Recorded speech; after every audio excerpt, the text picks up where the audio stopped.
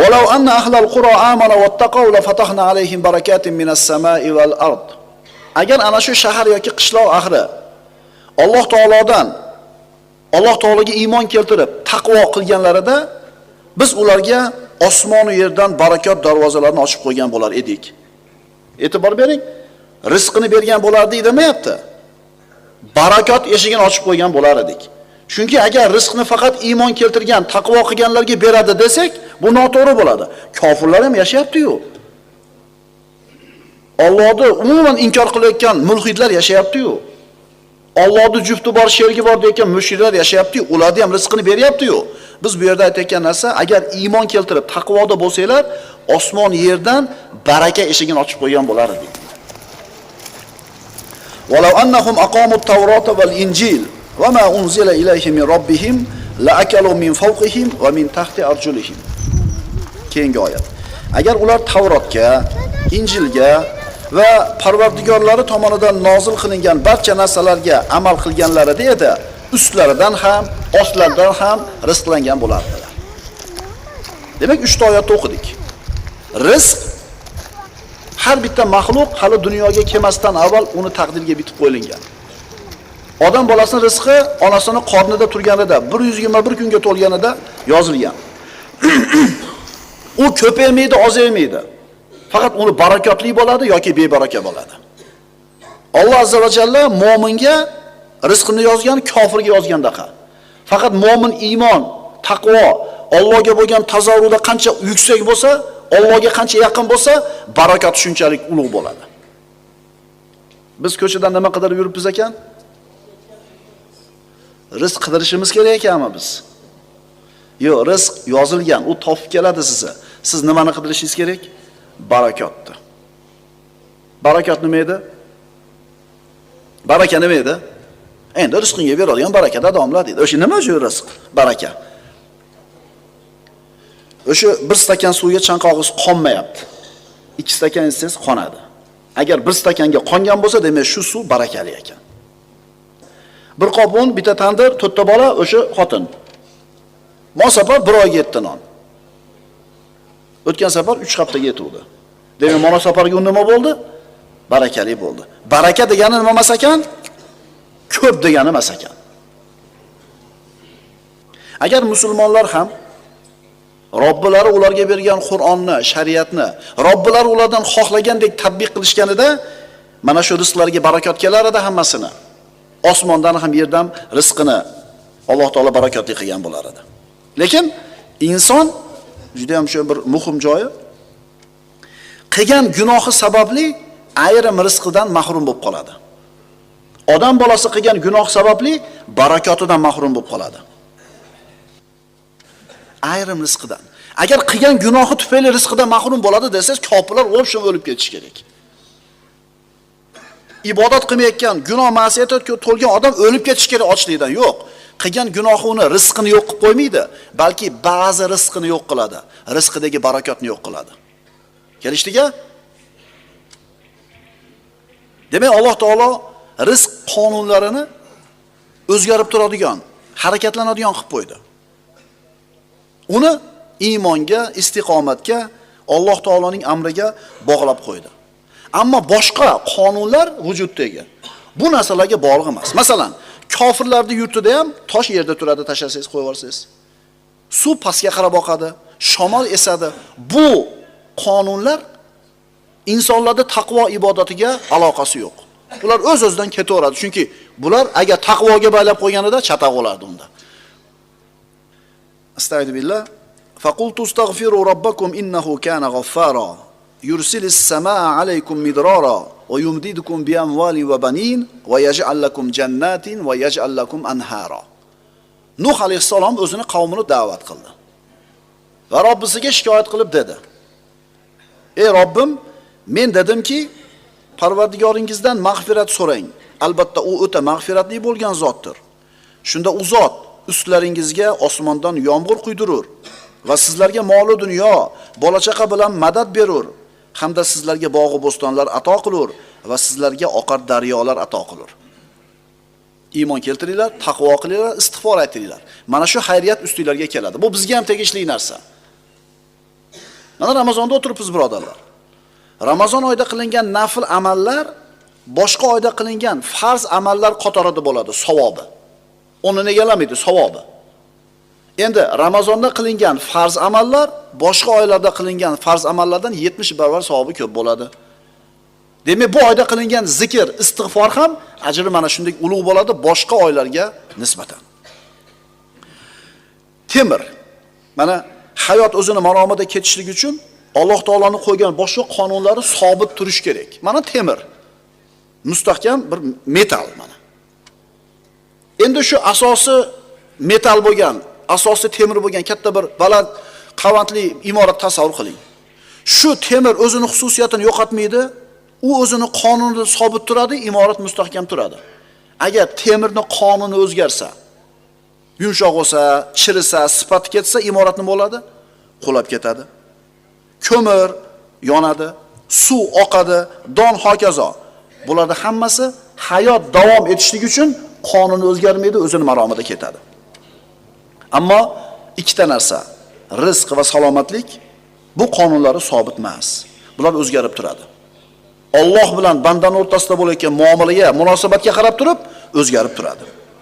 Shuning uchun Alloh taolo rizqdagi barakotni, qalbdagi xotirjamlikni iymonga, taqvoga, istiqomatga bog'lab qo'ydi. Mana endi birodarlar, bir ajib bir bahs bor. Kitob-u sunnatga muvofiq nima qilsak, rizqimiz ziyoda bo'ladi, rizqimiz barakotli bo'ladi. Rizqimiz ko'p bo'ladi emas. Ko'p degan so'zni nima qilaylik? Rizq masalasida musulmon ko'p degan so'zni chiqarib tashlashlik kerak. Ziyoda degan so'zni ishlasin, barakot degan so'zni ishlasin. Ko'paymaydi ham, ozaymaydi ham. Millionta odam duo qilsin haqqingizga. Mingga kiring deb. Kirasizmi mingga? Mana dalil. Butun yer ahli qancha 7 milliarddan o'tdimi? 8 milliard bo'lyaptimi? Hammasi duo qilsin, 350 yil yashaying deb. Yashaysizmi? Yo'q. Yashamaysiz. Chunki u rizq ajal degan punktida onamizning qornida 121 kunga to'lgan yozib qo'ygan. Bir, ya'ni yaxshilik, ota-onaga yaxshilik qilishlik, silay rahim, umrni ziyoda qiladi deganda yilini cho'zib qo'yadi deb tushunmaylik. Balki mana shu 50 yil, 60 yil berilgan umrda juda ko'p xayriyatlarga imkon topasiz. Ko'p narsaga ulgiysiz. Imom Buxoriyda hayotini misol qilamiz u. 63 ga kirib o'lgan, lekin hayotda qilib qodirib ketgan narsasini qarasangiz, odam bolasi 63 yilda ulg'maydi buncha narsaga. Bu 63 yil ichida yosh bolaligi bor, bolaligi bor, yigitligi bor, bo'ydoligi bor, uylangan davri bor. Tug'ilib kitob yozishni boshlaganda ham inson ulg'amas ekan 63 yilda buncha narsaga. Mana shu Imom Buxoriyning hayoti barakotli bo'lganligiga bitta dalil bo'ladi. Demak, nima qilsak, kitob-u sunnatga muvofiq ish qilsak, qanday yo'l tutsak, rizqimiz barakotli bo'ladi, umrimizni Alloh taolo ziyoda qiladi. Rizq so'zining ma'nosi. Rizq deganda biz faqatgina pulni tushunamiz, umrni tushunamiz, bola chaqani tushunamiz, mashinani tushunamiz, shular. Lekin rizq degan narsa birodarlar, bundan kengroq narsa. Kengroq narsa. Astagfirullah va taj'aluna rizqakum annakum tukazzibun. Alloh taolo aytayapti, va sizlar Qur'onni yolg'on deyishdek badbaxtlikni o'zlaringizning rizq nasibalaringiz qilib olarsizlarmi? Bir kishi Allohni tanidi. Bu rizq. Bir odam Allohdan yuz o'girdi, kofir bo'ldi. Bu ham rizq. Bu ham unga berilgan narsa. Birinchi odam iymonni talab qilib, Alloh taolaga bir qadam bosuvdi, so'rovdi, berdi iymonni. Ikkinchisi Allohdan yuz o'girib, teskari qarab ketdi, Alloh taolaga kufrni berdi. Bu ham kufrni so'rab oldi o'zi. Alloh kofir qilib qo'ygani yo'q uni. Agar Alloh taolo bir bandani qalbiga xotirjamlik bergan bo'lsa, bu rizq. Alloh bergan kunga rozi bo'lyapsiz. Rizo bor qalbingizda, bu ham rizq. Qalbingizga sakinatni berdi, bu ham rizq. Qarangda, rozilik, sakinat, xotirjamlik. Bu uchta narsa puli bor odamda ham bo'lishi mumkin, puli yo'q odamda ham bo'lishi mumkin. Agar bu uchta narsa, xotirjamlik, sakinat, rozilik, faqat puli bor odamda bo'ladi deyilganida, puli yo'q odamlar bu narsaga hech qachon yeta olmagan bo'lar edi. Lekin ta'assub biz odamlarimiz pul bo'lsa Ha, birodarlar, biz kambag'allikda maqtayotganimiz yo'q. Musulmon odam kambag'al bo'lganidan boy bo'lgani yaxshi. Payg'ambarimiz duo qilganlar: "Allohumma inni a'udhu bika minal kufri wal faqr." Parvardigor, men sendan kufrdan va faqirlikdan panoh so'rayman degan. Musulmondan boy bo'lishga intilish kerak. Endi bermayapti. Rizqingiz qo'lingiz kalta. Endi nima qilish kerak? Demak, shu rizqim shu ekan deysiz, xotirjamsiz, rozisiz, qalbingizda sakinat bor. Endi shu puli bor odamlarni qarang. Hammasida ham shu 3 ta narsa bormi? Chunki mana shu 3 ta narsa ham rizq ekanda o'zi alohida. Masalan, sochingiz, ko'zingiz, bo'yingiz, oyoq qo'lingiz rizq bo'lganda, mana shu 3 ta narsa ham alohida rizq ekan. Bu pulga bog'lanib keladigan narsa emas ekan. Sizga ato qilingan narsa borki, u rizq. Tinchlik, xotirjamlik rizqlarning eng ulug'idan. Tanadagi sog'lik, salomatlik ne'matning eng ulug'laridan. Bu berilgan narsalar. Endi birodarlar, bu rizqni salbiy rizq deb ataladigani ham bor ekan. Salbiy rizq. Nima bo'lishi mumkin deb o'ylaymiz uni? Berilmagan narsa ham rizq bo'lar ekan, birodarlar. Bu salbiy rizq der ekan ulamolarning tilida. Berilmagan narsa.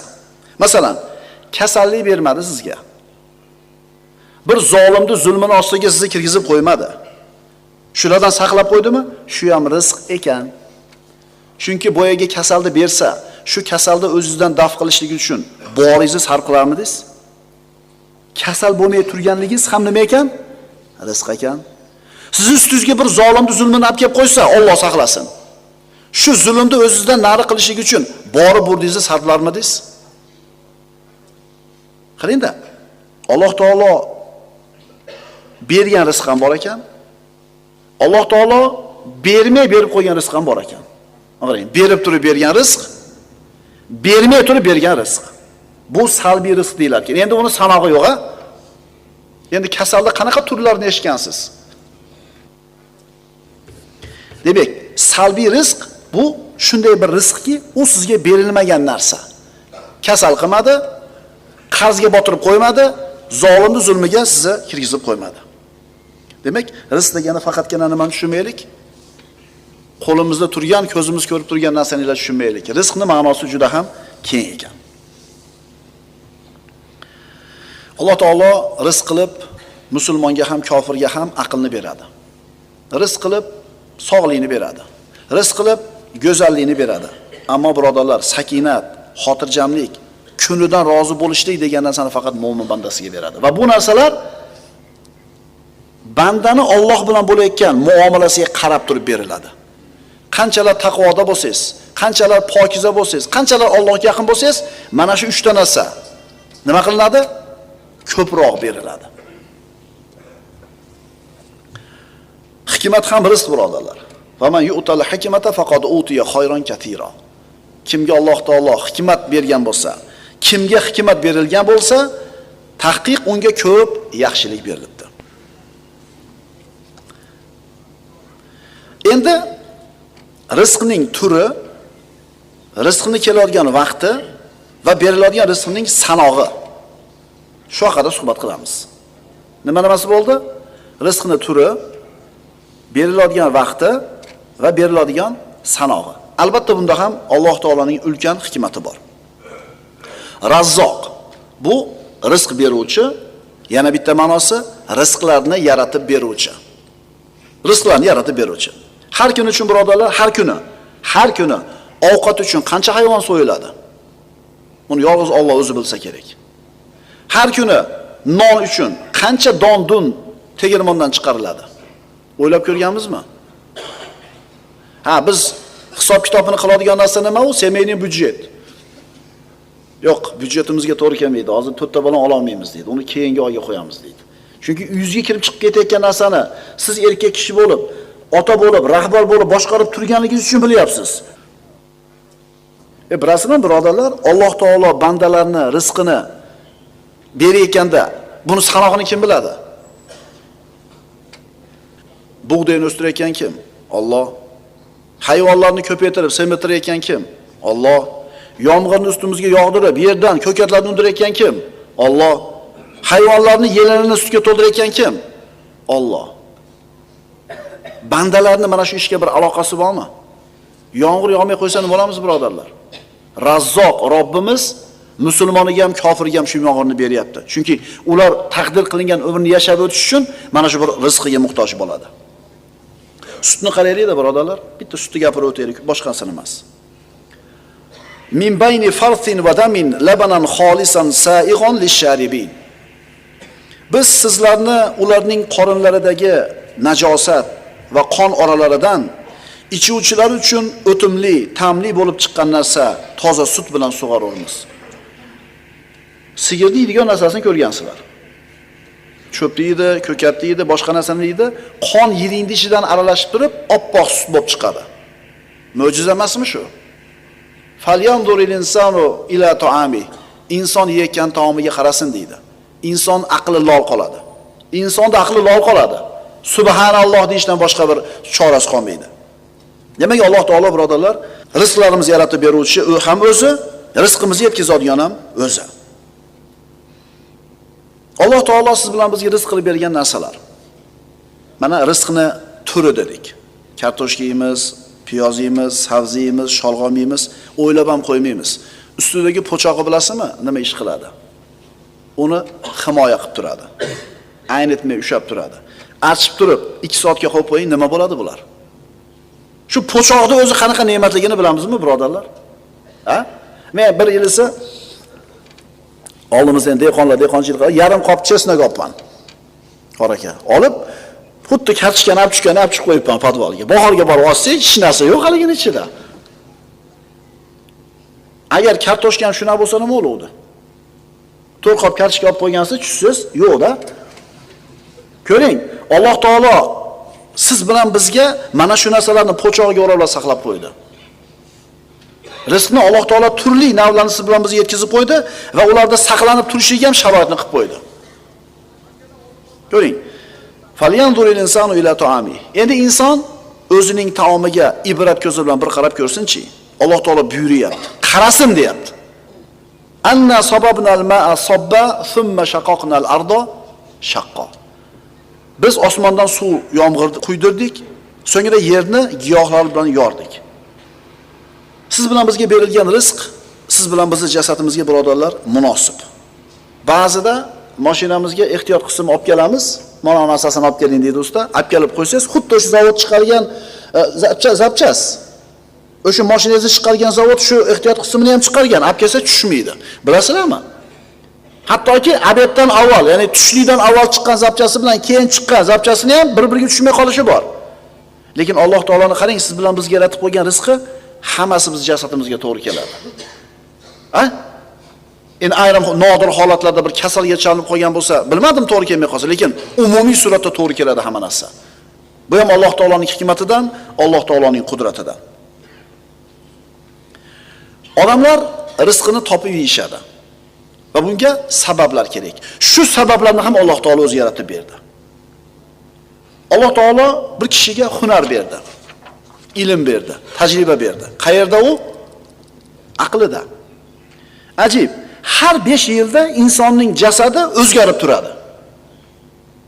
Faqat aqli bilan qalbi o'zgarmaydi.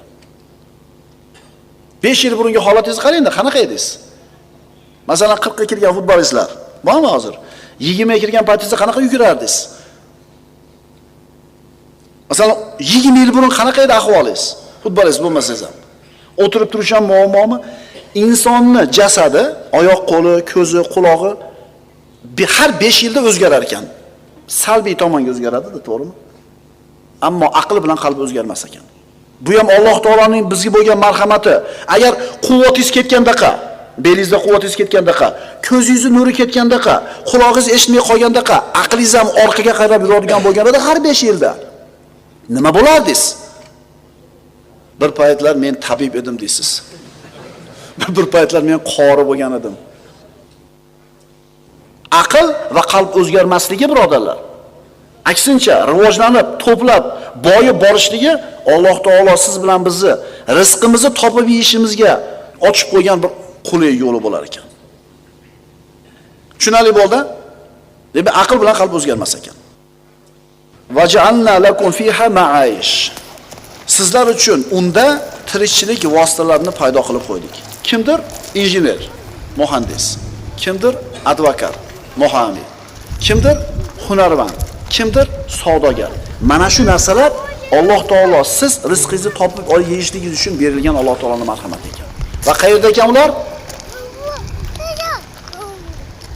Mana endi rizq. Kimgadir Alloh taolo uni keng qilib bergan, kimga tang qilib bergan, kimi boy badavlat qilgan, kimi faqir qilgan. Mana insonlarning faqirligini ko'rib chiqamiz. Albatta sabablari bor kishini faqir bo'lishligini. Bu faqirlik 3 ga bo'linadi. Taqdirdagi faqirlik, yalqovlik faqirligi hamda infoq faqirligi. Taqdirda bitilgan faqirlik, yalqovlik tufayli keladigan faqirlik va infoq ihson tufayli keladigan faqirlik. Birinchi turi. Qaysinisi edi? Taqdirdagi faqirlik. Alloh taolo bir bandani rizqini tang qildi. Alloh taolo bir kishini nogiron qilib qo'ydi. Ko'zi ojizmi yoki harakatdan to'xtab qolganmi? Bu Alloh tomonidan taqdirga bitilgan faqirlik. Bunga u javobgar emas, bunga u aybdor emas. Ikkinchisi bu yalqovlik faqirligi. Bu faqirlikning eng yomoni. Bunaqa faqir odam yalqov bo'ladi. Ishlashni xohlamaydi. Ishlasa ham puxta ish qilmaydi. Ishlasa ehtimol odamlarni oldi edi. Ishlayveradi, barakoti chiqmaydi. Doim faqir. Nima uchun? Alloh aytgandek ishlamaydi. Alloh taolo har bitta ishga ihsonni yozgan. Agar jonivor so'ysanglar, pichoqlarni o'tkir qilinglar, jonivorga rohat beringlar deydi. Ya'ni professional emas ishidan. Ishini bizi tilda nimasi emas, ustasi emas, eplamachi. Tom qilib beradi, chaka tomib turadi. Suv edi, suvog'i tushib ketadi. Devor o'radi, devori qiyshiq bo'ladi. Motorizni qilib beradi, 2 oydan keyin motor qilishga to'g'ri keladi. Biz musulmonlar innalloha kataba ala kulli shay'in ihson. Har bitta ishga Alloh taolo ihsonni yozgan. Ya'ni shu ishni ihson bilan qil, Alloh ko'rib turibdi deb qilganda 10 ta motor qilma, 10 ta imoratni devorini urma. Shuni yarmini qil, Alloh taolo barakot beradi. Tushuninglar akalar. Biz qachon musulmon sifatida qilayotgan ishimizga hozirgi zamon turib o'tganda professional yondashsak, Alloh ko'rib turibdi deb qilsak, ko'p ishlashni hojati yo'q, tushuninglar birodarlar. Tushunarlimi? Biz yalqovligimiz tufayli faqirmiz. Biz mo'minmiz. Rizqini Alloh bergan deb duo qilyapmiz. Haromdan taqvo qilyapmiz. Faqat qilayotgan ishimizda usta emasmiz, mutaxassis emasmiz. Alloh ko'rib turibdi degandek vijdon bilan qilmayapmiz. Eplab qo'yapmiz, ha? Eplab qo'yapmizmi?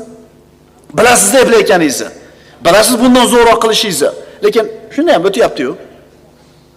O'shuning uchun musulmonlar umumiy suratda biz faqir bo'lib qoldik. Juda ham bir muhim narsani hozir o'rtaga tashladik. Eplamachi bo'lib ketdik. Mashina mo'ka qildirasan, ko'zing ko'radigan joyda atib tozalab beradi. Ko'zing ko'rmaydigan joyga nima qilmaydi? Qarab ham qo'ymaydi. To'g'rimi? To'ppa-to'g'ri. Motor yugdirasan, ko'zing ko'radigan joy ko'rinadi. Bunda engizsang, tayda yog'lamas turgan bo'ladi. Endi shuna qilib topgan puli bilan bu baraka topamidi? Ustalar, hozir devorga choplanadigan zamon bo'lib qoldi. Rahim qilinglar klientlarga. Bilasiz, yengilroq varianti bor. Faqat ozgina mehnat qilasiz, aytmaysiz. Mana qilib bering deysiz. Bilasiz, o'zidan chiqqan yog'ochni yoki materialni ishlatish mumkin, lekin nima qilmaysiz? Hadi, olib bersin deysiz. Kelinglar, shu klientni ozgina foydasini o'ylab qo'yaylik-da. Baraka topamiz, tushuninglar. Birodarlar, qilayotgan ishimizda mutaxassis bo'laylik. Alloh ko'rib turibdi deb qilaylik-da. Ko'rasizlar barakot qanaqa kelishligini. Faqirlikning ikkita turini gapirdik. Faqirlikning 3-turi bu infoq faqirligi. Bu Abu Bakr Siddiq roziyallohu anhuning faqirligini misol qilsak bo'ladi. U kishi badavlat odam bo'lgan. Lekin borni sarf qilib yuborganligi uchun qo'lida pul qolmasida faqir turar edi. Rizqni birodarlar kelishigini ikkita sababi bor. Bittasi sababni qoyim qilish, mehnat qilish. Ikkinchisi Allohga tavakkul qilish. Birinchisi sabablarni qoyim qilishlik. Innalloha yalumu alal ajz. Alloh taolo malomat qiladi ojizlikni, zaiflikni, Sustkashlikni. Valakin alayka bil kays. Xushyorlikni o'zingga lozim tut. Otni baylaymiz, keyin tavakkal qilamiz. Otni baylaymiz, keyin tavakkal qilamiz. Rizqimiz kelish kerak bo'lgan ishni qilamiz, natijasini g'am qilmaymiz. Mana shu tavakkul bo'ladi. Ikkinchi sababi tavakkul. Ishni qildingiz, chiroyli qildingiz, endi natijasini g'amini qilmaysiz. Siqilmaysiz, o'ylamaysiz. Kim aytgani bo'ladi? Alloh aytgan. O'zi motorni chataq qilib qo'ydingiz, o'zi sezyapsiz. Bilyapsiz, noto'g'ri ish qildingiz. Yopdingizda bitta zavod qildi, zavod bo'ldi. Endi bu yoqqa nima deysiz? U noto'g'ri tavakkal bo'ldi. Siz o'zingizga bog'liq bo'lgan zo'r qilib turib, keyin tavakkal qiling. Umar ibn Xattob roziyallohu anhu hajda yurar ekan, tilamchilik qilib yurgan odamlarni ko'rib, kimsizlar dedi? Biz Allohga tavakkal qilganlarimiz dedi. Dedi Umar ibn Xattob aytdi, yolg'on gapirdinglar. Allohga tavakkal qilganlar yerga donni ekib qo'yib turib, keyin tavakkal qilganlarni tavakkali to'g'ri dedi. Hech narsa qilmasdan tavakkal deyishlik bu tavakkul emas. Ilm, hunar o'rganamiz, tajriba to'playmiz, keyin tashqariga chiqib turib ish izlaymiz, sababini qilamiz. Odam bolasi borki, birodarlar, tirikchiligi bor. Rizqini g'amini qiladi. Mana shu rizqini topib yeyishlikda insonlar o'zlaricha turli bir hiylalarni, turli bir sxemalarni, turli bir yo'llarni izlaydi. Rizq o'zi nima? U rizqni beradigan Razzoq qanday zot? Nima qilsak mana shu rizqimiz keng bo'ladi, barakotli bo'ladi, mo'l bo'ladi. Nima qilsak buni aksi bo'ladi. Hozirgi odamlarni deyarli hammasini birinchi g'ami tashvishi rizq topishlik bo'lib qolgan desak adashgan bo'lmaymiz. Lekin rizq nima edi? Odam bolasi onasini qornida 121 kunga to'lgan kuni farishta kelib 4 ta narsasini yozib qo'yardi peshonasiga. Rizqini, ajalini, amalini, baxtli baxtsiz bo'lish. Mana ikkita narsa. Rizq bilan ajal. Bunga insonda hech qanaqa aloqasi yo'q. Bu ko'paymaydi ham, ozaymaydi ham. Faqat barakotli bo'ladi yoki bebaraka bo'ladi. Millionta odam sizni haqqingizga 1000 yil yashagin deb duo qildi. 1000 yil yashaysizmi? Yashamaysiz. Yashamaysiz. 2000 yil yashab turib yer ahli duo qildi. Yashamaysiz. Chunki sizga yozib qo'yilgan 70 yil, 80 yil bor, o'tmaydi. Faqat bu duolar shu rizqimizga barakot olib keladi yoki barakotni yo'q qiladi ayrim qilgan ishlarimiz. Keling mana nima ish qilsak rizqimizga baraka keladi. Razzoq subhanahu va taolo bilan qanaqa muomala qilsak biz xohlagandek rizq bo'ladi bizda. Astagfiru billah. Va man yattaqillaha yaj'al lahu makhraja va yarzuquhu min haythu la yahtasib. Mana shu oyatning tafsirini diqqat bilan shoshmasdan o'rganib chiqishimiz kerak. Masalan, nima deymiz? Mana rom yasashlikda texnologiyasi bor. Bunday qilsak bunday bo'ladi, bunday. Aniqda 45 gradus kelsang, lekin to'g'ri 90 bo'ladi, ikkita olib kelib qo'ysang. Aniq shablon formulasi bor. Shu shablon formulani bir ustadan ko'rib o'rgangan shagird darrov usta bo'ladi. Agar shu qoidalardan, shu instrumentlarni ishlatishdan, mana shu materialda tabiatidan bexabar odam qoqilaveradi, so'qilaveradi, ehtimol umrining oxirigacha topadi u formulani, yo topmaydi. Hozirgi kunda odamlarni rizq topishlikda qilayotgan harakatlarni ham shunga o'xshatsa bo'ladi. Birodarlar, dinimizda hamma narsa aniq chizib qo'yilgan. Xuddi karrani singari aniq hamma yo'q. Rizq topishlik masalasi ham shuning ichida. Kelinglar, dinimizda nima deyilgan? Razzoq subhanahu va taolo beradimi bizni rizqimizni? Modomiki shunday ekan, kelinglar, qanday muomala qilish kerakligini o'rganib olaylik. Alloh taolo aytadi: kim Allohdan qo'rqsa, u zot uning uchun barcha g'am kulfatlardan chiqar yo'lni paydo qilur va uni o'zi o'ylamagan tomondan rizqlantirur. Demak, bugungi mavzuyimiz nima ekan? Razzoq subhanahu va taolo. Bugungi mavzuyimiz birodarlar rizq mavzusi ekan. Gohida bir bandani oldida hamma eshiklar bekilib qoladi. Tijorat eshigi ham, hunar eshigi ham, hamma eshik qulf. Bosh qotib qoladi. Qayoqqa qo'lini cho'zmasin, qo'li yetmaydi. Qayoqqa boshini urmasin, eshik ochilmaydi. Shunda nima qilish kerak? Haromga qo'l urish kerakmi? Mana palonchi deydi. Mana onasini savdosiga kirishuvdi, zo'r bo'lib ketdi deydi. Nima qilish kerak shunda? Shunda inson lekin o'zi kallasidan kelib chiqib turib, agar dinidan bexabar bo'lsa, o'zichasiga yechim istab ko'radi. Kelmoni ham qilib ko'raychi, bo'lmadi. Kelmoni qilib ko'raychi, bu ham bo'lmadi. Aniq turuvdi yo'l. Nima qilish kerak shunda? Mana shunday holatda Allohdan taqvo qilish kerak, birodarlar. Allohning manhajini mahkam tutishlik kerak. Shundan keyin eshiklarning ochilishini kutib turing. Chunki Robbimiz aytayapti, kim Allohdan taqvo qilsa, har qanday mushkuladan chiqib ketadigan yo'lni ko'rsatadi va kutmagan joydan nimasini beradi? Rizqini. Demak, nima qilish kerak ekan? Taqvo qilish kerak ekan. Alloh taoloni bu mo'min bandalarga bergan va'dasini amalga oshmay qolishidan ko'ra dunyoni ostin-ustun bo'lib ketishi osonroq. Qaytaraman. Alloh taoloning mo'min bandalarga bergan va'dasini ro'yobga chiqmay qolishidan ko'ra bu osmon yerni ostin-ustun bo'lib ketishi yengilroq. Chunki kimning va'dasi bu? Innaka la tuxliful mi'ad. Albatta sen hech qachon va'dangga nima qilmaysan? Xilof qilmaysan. Demak, bu oyat birinchi navbatda birodarlar yoshlarga qaratilgan. Bo'ydoqlar, maktabni bitirdingiz, bir o'qishni bitirdingiz, o'shaga etap bo'ladi. Kim shu etapda bo'lsa eshitib tursin. Ishingiz yurishmaydi. Shijoatingiz bor, g'ayratingiz bor, pul topishim kerak, ota-onamni, bola-chaqamni boqishim kerak degan g'amingiz bor, zo'r o'g'il bolasiz. U yoqqa urasiz, bo'lmaydi. Bu yoqqa urasiz, bo'lmaydi. Hunar qilib ko'rasiz, boshqa qilib ko'rasiz, bo'lmaydi. Akalar shu etapdan o'tish kerak. Shu yerda o'tirgan yosh katta, ishini yo'lga qo'ygan, hayoti yo'lga tushib qolgan odamlarni qarasangiz, shular ham shu etapdan o'tgan. U kam u, tug'ilib otasining katta pulini ustida yashaganlar. Asosan odamlar shu yo'ldan bosib o'tadi. To'g'ri aytyapman kattalar. O'sha etap bo'ladida hammada.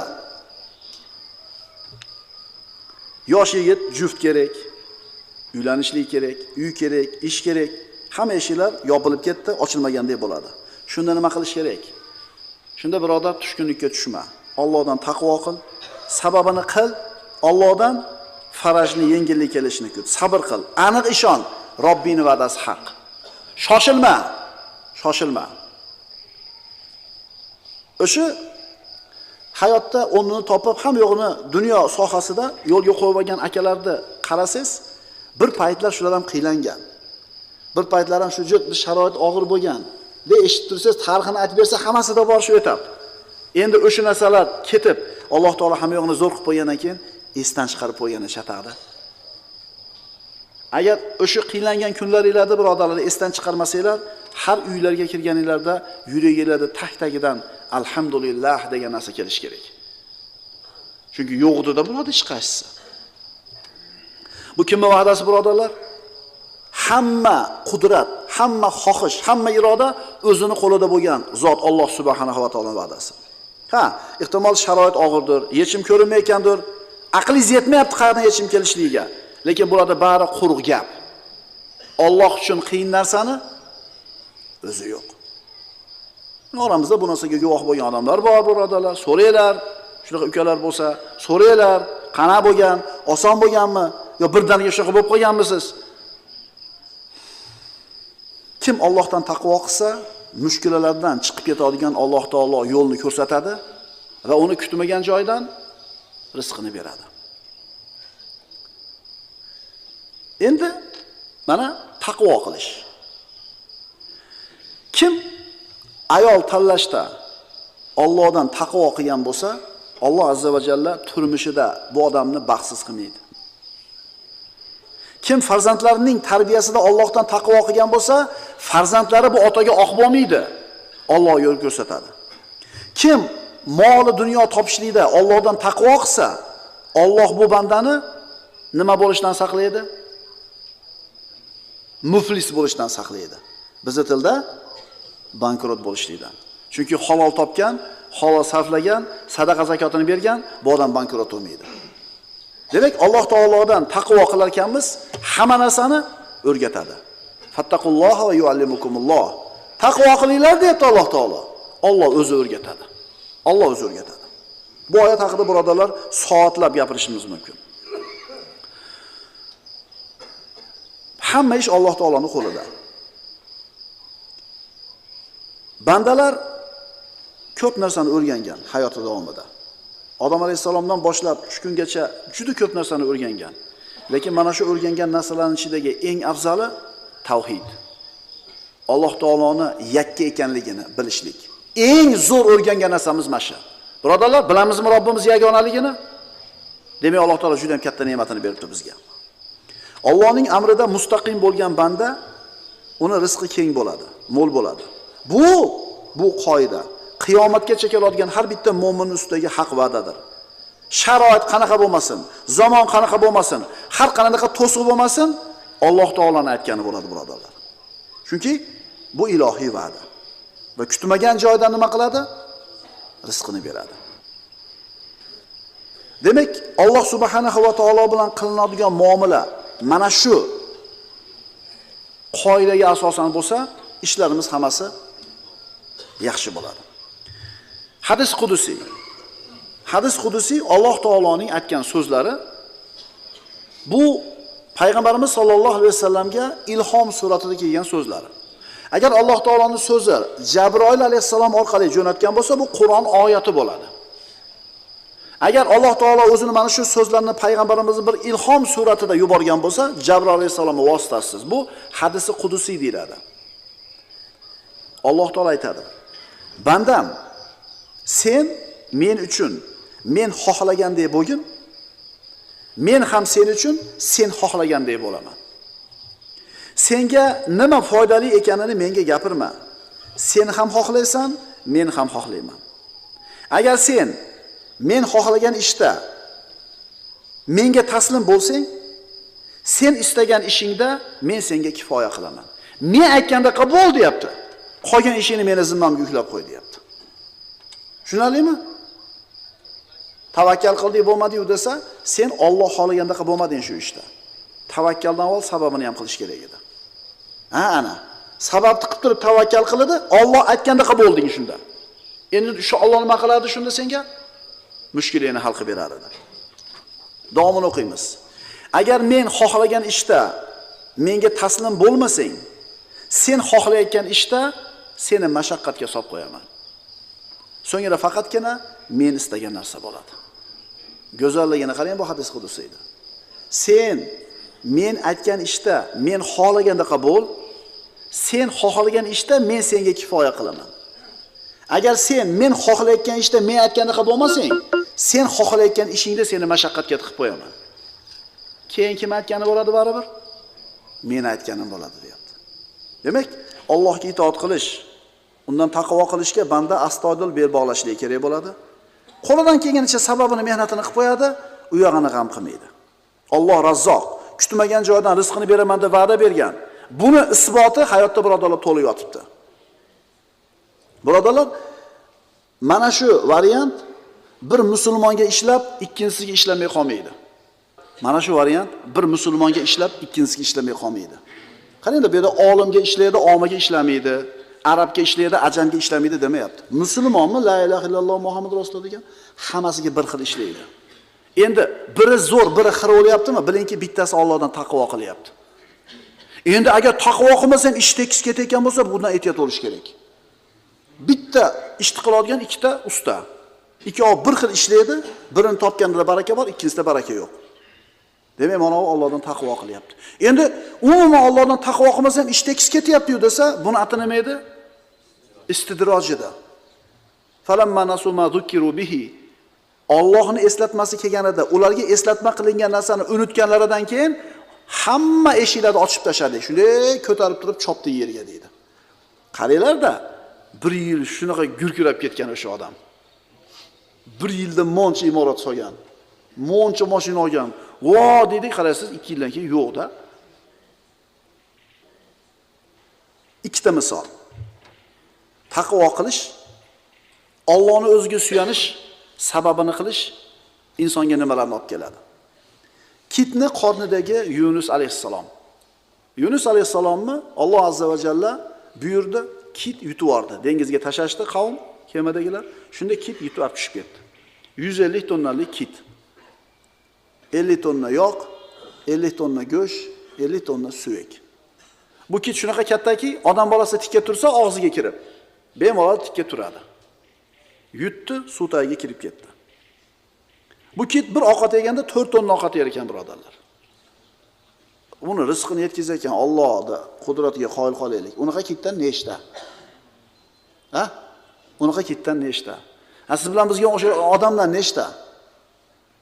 Shular rizqini yetkazgan Alloh mo'min bandasi yolvorib duo qilsa, Alloh taolo payg'ambarimiz aytganlar, albatta Alloh taolo hayoli zot. Bandasi qo'lini ko'tarib yolvorsa, quruq qaytargani hayo qiladi deydi. Faqat bu banda qo'lini ko'tarayotganda taqvo qilib qo'ygan bo'lsin. Alloh aytgandek yashab qo'ygan bo'lsin. Astagfirullah. Fanada fi zulumati an la ilaha illa anta subhanaka inni kuntu minadh zolimin.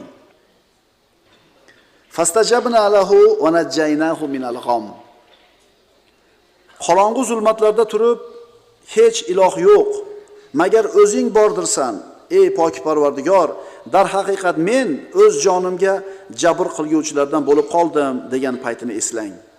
Bas, biz uning duosini mustajob qildik va uni g'am g'ussadan qutqardik. Bu qissa birodarlar hayotdagi qonun. Mana shu Qur'ondagi qissani Alloh taolo hayotda ishlaydigan qonunga aylantirdi. Bu qonun qaysi zamon bo'lmasin, qaysi yer bo'lmasin, qaysi sharoit bo'lmasin, albatta ishlaydi. O'zi kitni qorniga kirib ketishiga sabab nima edi? O'zini qilgan xatosi.